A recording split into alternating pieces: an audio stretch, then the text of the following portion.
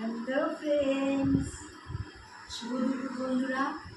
সেই সকাল থেকে খাটাখাটনির পরে সব কিছু রান্না করে তোমাদের সামনে হাজির হয়েছি। দুই মেয়ের খাওয়া হয়ে গেছে, এখন আমরা কর্তা গিনি খেতে বসবো। তার আগে তোমাদের সাথে একটু শেয়ার করে নিই কী কী রান্না করেছি। চলো এসো। এখানে প্রথমে এক হটপট ভাত আছে। এখানে বোয়াল মাছ রান্না করেছি আজকে, আদা বাটা, জিরা বাটা, লঙ্কা দিয়ে, ঝিঙে আলু দিয়ে আজকে সিম্পল আজকে মাখা মাখা করে ঝোল করেছি। তো এখানেও আছে বোয়াল মাছ, এখানেও আছে, এখানেও আছে, আর এখানে হচ্ছে বাটা মাছ আছে, আর এখানে আছে আমের জল আর কি যাকে বলে। আজকে আমের চাটনি করিনি, আমি জল করেছি। আর এখানে দেখো, এই দেখো ঘন করে পাট শাক করেছি, রসুন সম্বার আর শুকনো লঙ্কা সম্বার দিয়েছি, আর ডাল বেশি করে দিয়েছি।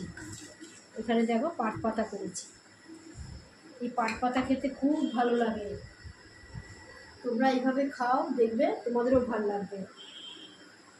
তো আমি তো ভীষণ ভালো খাই, তোমরা কে কে পাট পাতা ভালো খাও অবশ্যই কমেন্ট করো।